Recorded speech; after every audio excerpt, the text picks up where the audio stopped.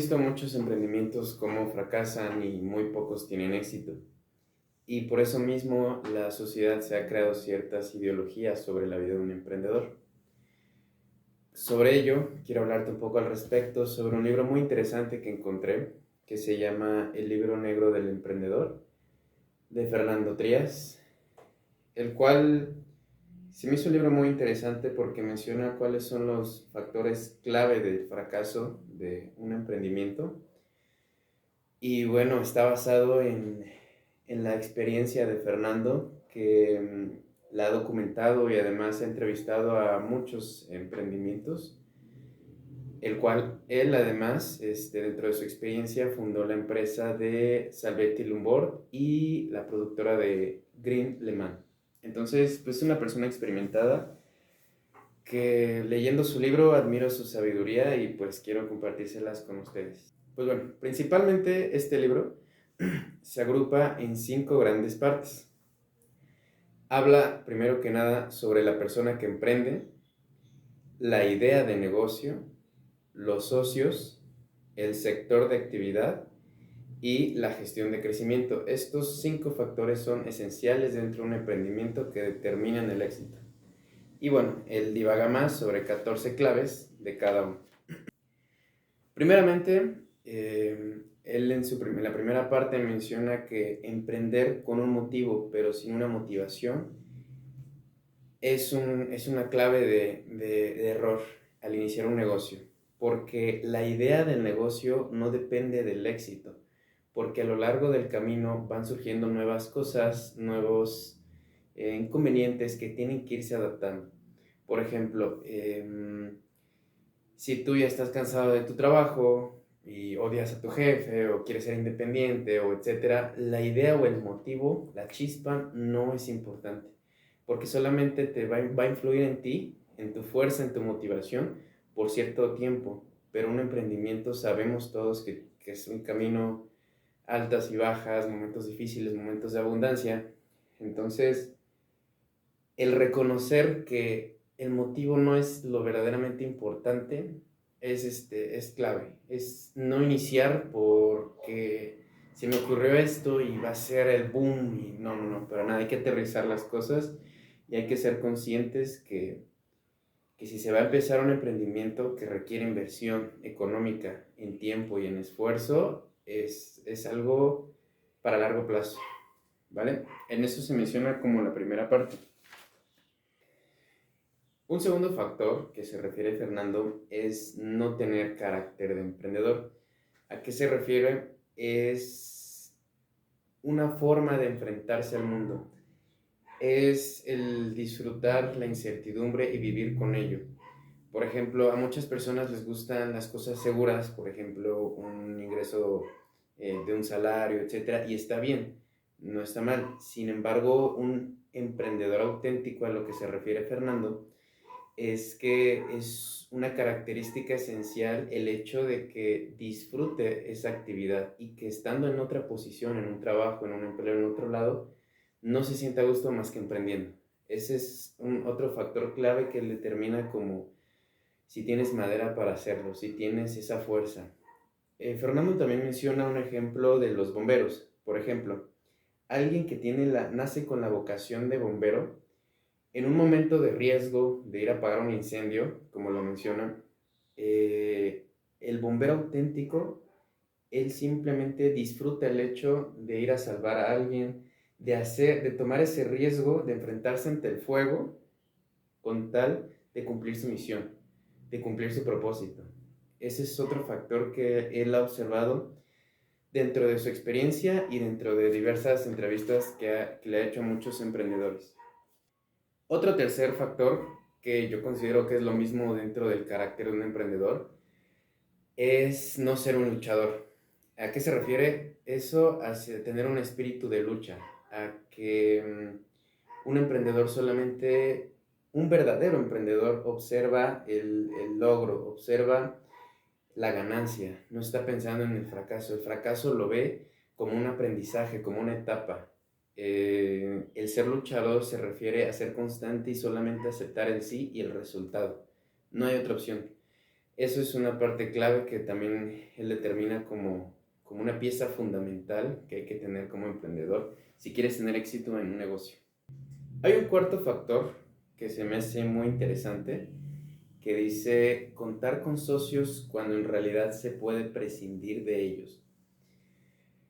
Es interesante cómo menciona Fernando que preferentemente ante todo negocio siempre haya un solo dueño.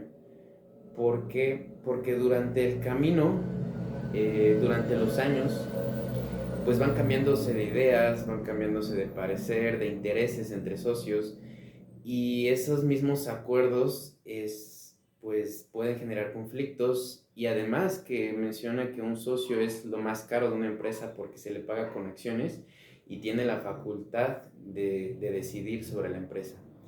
Ahora, si dice, si necesitas capital, busca a alguien que te pueda prestar, que ve al banco. Ojo, basado en mi experiencia también en emprendimientos que he tenido antes, no se necesita mucho para empezar un emprendimiento. Es lo mínimo indispensable, pero empezar, ¿no? Entonces, se refiere que si necesitas una parte, la subcontrates, pero que solamente sea una cabeza la que domine el juego. Por lo mismo que pueden ver discusiones más adelante y puede generar conflictos. Además que, bueno, el discernimiento, la intuición y la responsabilidad siempre al final en una mesa la toma la última palabra. Entonces se me hace muy interesante ese tema, este factor, y pues él se menciona que preferentemente inicia este camino por tu cuenta. Obviamente un líder requiere del apoyo de más personas, pero a lo que se refiere es que tú seas el dueño de ese camino, ¿vale? Además, también se refiere de que normalmente buscamos a socios por miedo, que principalmente nuestro factor de asociarnos a alguien de vamos a crear un negocio es porque cuando tomamos una decisión en conjunto, el miedo baja un poco, porque el riesgo se distribuye. Entonces, si falla, pues bueno, por lo menos ya fallamos más y no se viene todo encima de mí. Pero pues, como dice, a largo plazo el socio es el que más caro te sale. Ojo, se puede también tener éxito, más adelante lo dice, con socios, pero nos explica cómo y de qué manera. Un quinto factor clave del fracaso que dice que ya tomando en cuenta, en caso de que siempre sí quieras tener socios o decidas hacerlo, que tampoco está tan mal, pero con ciertos aspectos, nos dicen, escoger socios sin definir criterios de elección relevantes. O sea, por ejemplo, tú estás con tus amigos o en una reunión familiar y de repente se les ocurre una idea de negocio y dicen, no, pues ya vamos a empezar, vamos a hacer esto, o porque mi cuñado es muy amigo mío y estuvo en ese día en la conversación, pues vamos a traerlo a la sociedad. No, él se refiere a que si siempre si vas a escoger un socio, que te asegures que sea una parte complementaria. Por ejemplo, tomando en cuenta los últimos puntos que les acabo de mencionar, si tú te das cuenta que tú no tienes un carácter de emprendedor, no tienes un espíritu de lucha o no te gusta la incertidumbre, etcétera, pero tu socio sí lo ves en él y tú tienes el capital, por ejemplo, pues ahí se complementan. Ahí podrían crear una sociedad y eso podría generar el éxito. Si por ejemplo tú eres una persona de números, que te gusta mucho analizar los métodos, y la otra persona es más creativa, es más de impulsos, es más de movimientos, etcétera, la parte contraria, eso puede ayudar muchísimo al emprendimiento y al éxito de la empresa. Ahora, como sexto factor clave, nos dice ir a partes iguales cuando no todo el mundo aporta lo mismo. Ok, ya decidiste tener un socio, ya viste que es tu parte complementaria, que van bien, pero a largo plazo, normalmente, por ejemplo, un matrimonio, es mejor definir desde el inicio cómo se van a separar, cómo van a quedar, antes de empezar una sociedad que durante, porque después el problema de la distribución de bienes, de decisiones, de cuánto gana cada quien, se puede dificultar por lo mismo que les decía, que los intereses cambian o además ciertas circunstancias cambian. Nos dice Fernando que desde el inicio hay que ver qué va a hacer cada quien, cuánto, cómo y de qué manera va a ganar, cómo va a ser remunerado. En caso de que vaya a haber una separación, con qué tiempo de antelación hay que tenerlo, pues hay que mencionarlo y cómo se van a separar, cómo se van a distribuir los bienes, quién tiene la facultad de decidir sobre qué cosa. Entonces, él ha visto muchos emprendimientos que han fracasado por lo mismo, porque observa que al no haber tenido esta comunicación previa, al final muchas empresas se han cerrado por el hecho de que pues terminan mal, ¿no? Y creen que como seres humanos, que todos tenemos una parte egoísta, creemos que merecemos más, ¿no? Entonces, menciona Fernando que aclaremos eso desde un inicio, si siempre sí decides tener un socio, que preferentemente dice que no, pues que se hagan una buena distribución. Como séptimo punto, dice, falta de confianza y comunicación con los socios. Este es otro factor que él ha observado que mientras van las sociedades avanzando, que no haya una constante comunicación de todo lo que está pasando en general, crea problemas y es como una bola de nieve que va creciendo. Por ejemplo, después de que una persona de repente llega en la sociedad y dice, ¿sabes que ya no quiero nada? Oye, ¿por qué? ¿Qué ha pasado, no? Que durante los últimos 6 meses, un año, ha hecho que pues tengas esa opinión, ¿no? Entonces, se necesita confianza y comunicación con todo socio para saber bien cómo va la empresa. En todo momento, o sea, si tienes otros temas personales es muy diferente al negocio, pero hablarlo a detalle, hasta lo incómodo y como lo cómodo también. Como el octavo factor clave del fracaso que nos menciona Fernando, dice, pensar que la idea depende del éxito. Muchas personas dicen que se me ocurrió esta idea de negocio, la idea millonaria, ¿no? Y la voy a tener guardada, no se la voy a contar a nadie. No.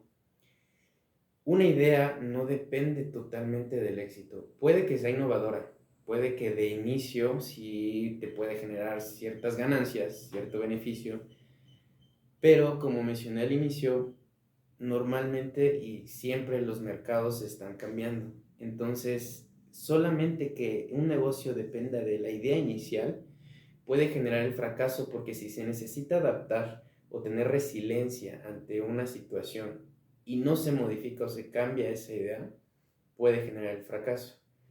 Entonces, por ejemplo, un ejemplo muy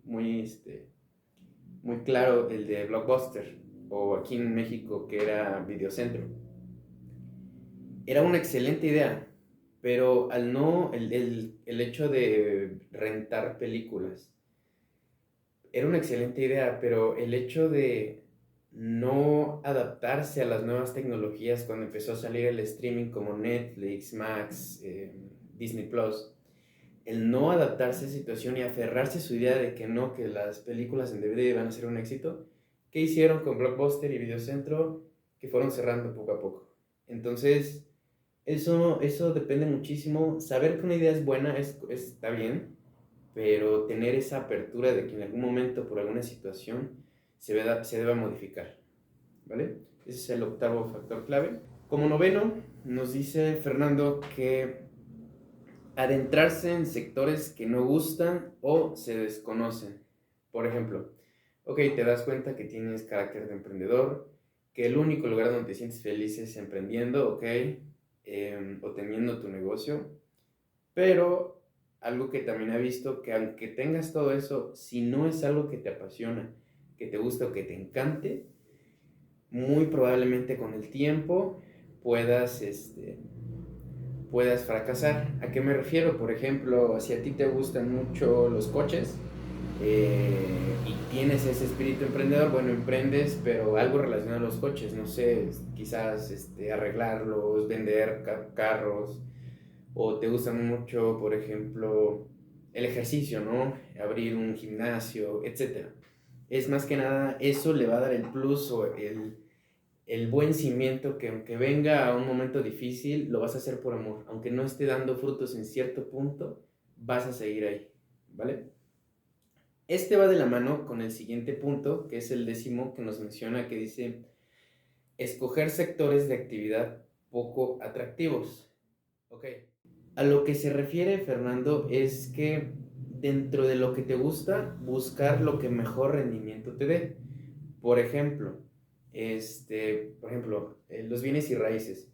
No es que yo quiero construir edificios, yo quiero, ok, pero si eso no genera tanto rendimiento como por ejemplo en los bienes raíces, tener locales para negocios o locales o casas en venta, dentro de ese sector, observar cuál es el que mejor rendimiento tiene. Eso es otra observación que ha hecho Fernando a lo largo de su experiencia. Como 11º punto, y que debo agregar que también me pasó por experiencia que fallé en un negocio, dice, hacer depender el negocio de las necesidades familiares y las ambiciones materiales. ¿A qué se refiere Fernando? Él dice que al inicio de un negocio, primeramente no debes de tener la necesidad de cumplir tus necesidades básicas. Debes de asegurarte de que antes de iniciar ese negocio, tu comida, tu techo, agua, lo que necesites esencialmente, que sí o sí tienes que tener mes con mes, esté cubierto. ¿Por qué? Porque de inicio, un negocio primero necesita empezar a agarrar terreno, empezar a agarrar ventas, y si de las primeras nos empezamos a comer las ganancias, lo ahogamos y no permitimos que crezca. Eso me pasó con un negocio que tuve, entonces confirmo que primeramente hay que invertir constante, hasta cierto punto en el que ya las ganancias ya se vean productivas y que ya se pueda tomar sin necesidad de ponerlo en riesgo. Eso habla de 6 meses, un año, dependiendo del factor. Él dice que puede ser que puedas tener un ahorro previo, o sea, que te prepares para emprender, que tengas un ahorro que te permita vivir por 6 meses, un año, con lo mínimo indispensable, si es que esa es tu verdadera pasión y tu sueño. Muy importante no comerse el negocio hasta que ya lo permita. Como 12º punto, dice, emprender sin asumir el impacto que tendrá sobre el equilibrio de nuestra vida. Dice que no se puede ser un emprendedor equilibrista que para que tengas tiempo y para que puedas dedicarle a tu familia y aparte emprender tu negocio. Normalmente cuando empiezas un negocio, yo a mi punto de vista lo veo como un bebé que requiere totalmente de ti tu atención y depende de ti, tu tiempo, tu energía, tu esfuerzo, y que si no se lo dedicas, se muere, o sea, literal. Entonces, dice que normalmente el emprendedor cuando inicia su negocio, todo el tiempo está pensando en ello. O sea, va al baño y está pensando en tal negocio, en tal tema, tal venta, tal cosa, que va a dormir y piensa en eso, se despierta y actúa en eso. Entonces, dice que aunque se crea esa idea de que somos libres porque ya es nuestro propio negocio, en realidad al inicio estamos, como dice la palabra, esclavizados a él, porque totalmente depende de nosotros, es un bebé. Ya si crece el bebé, se vuelve adolescente, por ejemplo, pues bueno, de repente puedes soltarlo tantito, pero aún así depende de ti. Si se vuelve ya un adulto, pues ya, el adulto ya es más responsable, ya depende un poquito más por su cuenta, pero aún así de repente pues lo ves, ¿no? Entonces, a eso se refiere que, pues, el primer impacto que va a tener si decides emprender en tu vida es que te vas a dedicar al 100%. De que, aunque tú dices, ok, hasta aquí va, pero en ese lapso que te des en ese espacio, aún así te van a venir ideas de tu negocio y esa es la vida del emprendedor. El número 13 de los factores que mencionados dice, como penúltimo, dice, crear modelos de negocio que no dan beneficio rápidamente y de modo sostenible. Fernando dice que si durante el primer año no obtienes beneficios, dice que normalmente tu negocio no va a funcionar. No se refiere que ya el primer año vas a tener grandes ganancias, pero que sí se vea que dentro de las primeras ventas tienes una ganancia, tienes un beneficio para poder reinvertir, para poder seguir creciendo. Si desde ese inicio no hay ese sustento, es muy probable que más adelante sigas teniendo esos problemas y que más adelante se te sea más difícil, lo que sería mejor cambiar de idea o cambiar de negocio. Y como último punto que nos menciona en su libro, dice ser emprendedor y no empresario, y no retirarse a tiempo.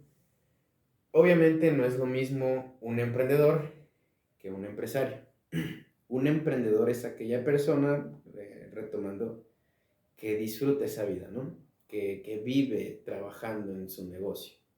El empresario es más que nada el que gestiona, es el que ya sale de ahí. Y dice que cuando no te retiras a tiempo puedes hacer que tu negocio fracase porque le puedes estorbar en cierto punto. Conforme va avanzando tu negocio, a veces nosotros queremos hacer todo. Y el hecho de no delegar o de no soltar ciertos aspectos puede hacer esa piedrita en el zapato de tu negocio que no le permita crecer. Entonces, si no te retiras a tiempo en el que tu intuición y tus resultados que vayas viendo digan, ok, hasta aquí ya debe de empezar a caminar un poco más independiente el negocio, la vida de adulto, como decía, hasta entonces es momento de ya ser empresario. Cuando esto ya es un punto más avanzado, es cuando ya tu negocio ya factura mucho, ya empieza a crecer a otros estados, por ejemplo. Entonces, creo que esta sabiduría que nos menciona Fernando en su libro la considero clave. Considero que este libro, todo aquel que quiere iniciar un negocio, que vea su vida siendo empresario o emprendedor, debe tomarlo en cuenta. Porque hay cosas que como emprendedor son muy crudas y que hay que ser conscientes antes de dar el paso, que es algo difícil y que además de ello también necesitas el apoyo de los cercanos a ti, porque pues como menciono que es hay momentos duros, si no tienes el apoyo de tu familia, de tus amigos o de personas queridas, se vuelve doblemente difícil. Entonces, pues es cuestión de fuerza y de que si esa es tu vida, te deseo el mejor de los éxitos. A Fernando también, si lo estás viendo, pues muchas gracias por ese conocimiento, le puede servir a muchísimos. Y pues nada, suscríbete y dale un like. Nos vemos.